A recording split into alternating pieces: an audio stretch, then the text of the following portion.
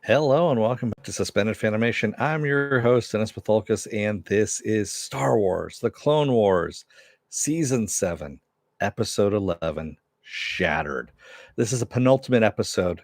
We, of course, get the series finale, the season and series finale on Monday. Before I get started here, let me take care of some business and then we'll get into it. If you like what you see, like, share, and subscribe. If you're still on the fence about subscribing, you're going to see a video pop up here on the very end of this video. And basically, what YouTube does takes the algorithms of all the stuff you've been watching and tries to match it as best as possible to one of the videos in my vast video library and pops it up there just for you. Up here is going to be Harley Quinn, is what's going to be up there. Also, if you want to know when I'm going live again next, you can hit the bell down below. It's a 50-50 chance of YouTube actually notifying you. So best thing to do is go to suspendedfanimation.com. Take a look at my weekly schedule for my live streams. It's up there. Plus all my links to all my social media is up there. So Twitter, Instagram, and Patreon.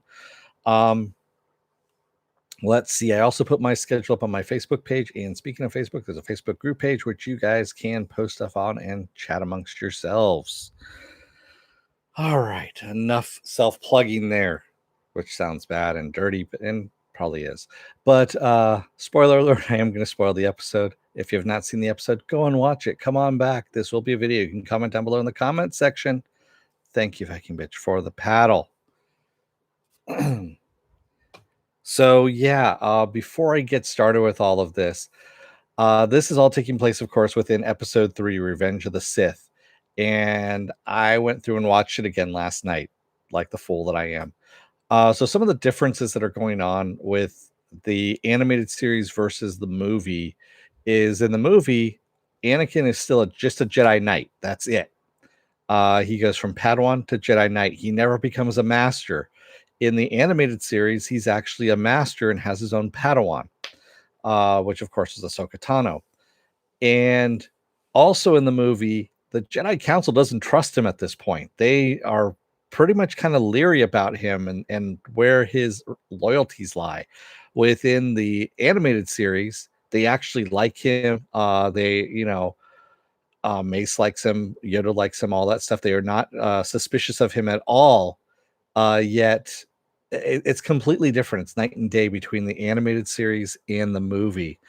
And I actually, to the point where I ended up tweeting Dave Filoni to ask him if he ever considered doing an animated remake of Episode 3, Revenge of the Sith, using his characters and maybe even tweaking the plot just a little bit here and there to kind of make it fit along with, the animated series. And I haven't heard anything back, of course. But my guess is going to be no. I'm pretty sure Disney does not want to fuck with that or even take that on. But I don't know. I'd actually like to see it, to tell you the truth. I think seeing this version of Anakin, who's that was the other thing too, is Anakin in this series is a lot more confident, but he's really cocky about it too. Whereas in the movies, the Anakin that we see there is still a boy and it's kind of whiny. He's a whiny little bitch for the most part. And at one point, he even yells at the council about not making him a master, that, because Chancellor Palpatine essentially wanted him on board the Jedi Council. And of course, no one's on the Jedi Council unless you're a master. So the Jedi Council says, okay, you can be on the council, but we're not moving you up to master status. You're still just a Jedi Knight. And he gets a little bit pissed off about all of this and is whiny about it. So I would love to see Dave Filoni's version of this, because I think it would be a lot more tragic to see this version of Anakin that we've been seeing all along, who I really like, to tell you the truth, have that fall to becoming Darth Vader. I think it would actually be a lot more heartbreaking, and also it'd be a lot more satisfying as well, because you have this character that you like turning into this evil character that is going to be redeemed by the time you get to Return of the Jedi. Yeah, I don't know. I don't know if Disney would ever consider it, but that would be my hope. But anyway, let's get to it, shall we? So this is, we see, of course, the troops leaving Mandalore. And I wasn't sure if we were going to leave Mandalore before Order 66 was going to cut in, but no. The Republic troops leave Mandalore. They leave it under Bo-Katan's uh, reign there, or under her hand. And of course, as we see in Rebels, the Mandalore ends up turning into warring factions, and they have a very tenuous peace going on by the time you get to Rebels. So that's the reason why they don't get involved in any of the whole Rebel Alliance and whatnot, just because of all the shit that went on uh, at the end of this Clone War here. And so as they're leaving, of course, and they are going back to Coruscant, excuse me, Coruscant, that maybe, um, did maybe Hayden overacted? No, it wasn't that. Joe Greer, he just didn't get really good direction, and it was a really shitty script. If you go back and watch episode 3, it's really bad, which is kind of surprising because this episode actually has the writing credit of George Lucas, which I was kind of surprised. I was like, really? Okay, because it was pretty well done. So they're on board the ship, and of course, the Order 66 comes out, and Rex hesitates. His hands are shaking, and he yells at Ahsoka to go, and then he starts firing at her. And of course, she gets up on the table when some other clone troopers come in because they all have the order now, and she escapes.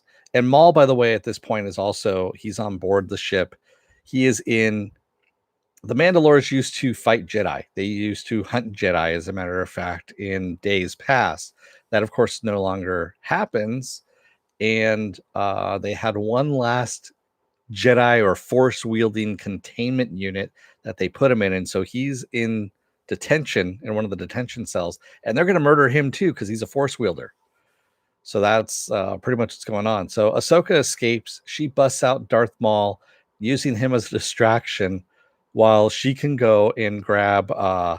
We have another callback as well to another arc of episodes that I really hated, which was the droids episode. So you see R7 and Cheap and a couple of the other droids too helping Ahsoka capture Rex, because it also calls back again to the Fives episode. There's, I believe, the beginning of season 5, we had the whole thing about the chips, the inhibitor chips in the clones' heads being looked at by Fives, and actually Fives dies and all that. It's not a spoiler because that was season 5. That was a couple of years ago. So if you haven't watched it by now, you probably should, because that actually all ties together into this. And we see that Rex actually made a formal request, a formal report, saying of what he saw on Camino with what was going on with Fives and the cover up, and how he thinks the inhibitor chip is not really an inhibitor chip, but something more dubious, which of course he was right. And so that leads Ahsoka to kidnapping Rex, knocking him out, scanning him for this chip, finding it, and removing it. So we know now how old Rex had the chip removed from his head. Now we know there are 2 other troopers with him at the time of Rebels, and they also have their chips removed as well. So they have to be on board the ship as well, because none of them had ever killed any of the Jedi, is what they said. They had their chips removed before that ever happened for them. So maybe Rex grabs a couple more troopers, and maybe he grabs Cody or something like that. Well, actually, no. Cody is with. That's right. Cody is with Kenobi on Utapau or whatever it's called, where he's fighting Grievous, and Cody actually ends up firing on Kenobi. I remember that from last night when I was watching the episode. There's a lot of plates spinning in the air here, and you got to remember back over years and who's doing what to where and to whom and to what. And yeah, but there is a scene in this where Ahsoka ends up talking to the Jedi Council, and they actually use dialogue from the movie. So Mace Windu, who is talking, is actually Samuel Jackson. I forget the name of the other Jedi there. Now I'm looking at it. Ki-Adi Mundi. He's also in there as well. Darth Sidious, the Execute Order 66. That was actually Ian McDiarmid. That's also archived footage. Archived sound, I should say. And yeah, it's all stuff taken from the movie. And at one point, you know, Ahsoka asks where's Anakin because she wants to talk to Anakin, and Mace tells her that he's gone off to the Chancellor to tell him about, General Grievous's death at that point. So, yeah. So, of course, at the very end there, we see that Rex has the inhibitor chip taken out, and they need to escape off that ship because they are going to be screwed, considering that they're on a Star Destroyer that's now filled with clones that want to kill not only her and Maul, but any trooper that disobeys orders, because that was Rex's orders, by the way. He told them that basically any force wielder you need to kill, and any soldier that refuses to kill those force wielders. So that's where they're stuck at. So sorry, I just almost bit my tongue there. I was taking a look at a couple of reviews. I just kind of scanned them. I didn't read, through them. And a lot of people are saying, "Oh, this episode's boring." No, it's not. It's actually within context of Revenge of the Sith. And if you go back and watch that and see how it all ties in, it actually ties in very nicely and it blends in together. So, yeah.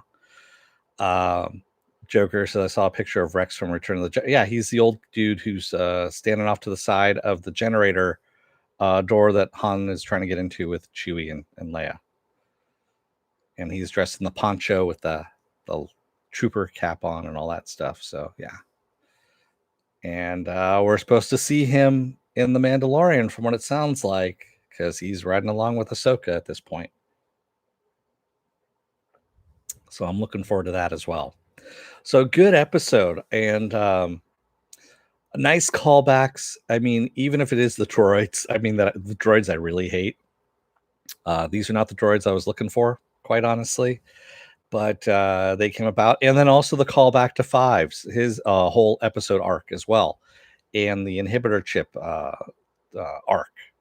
So good stuff. We actually had some good callbacks to all of that.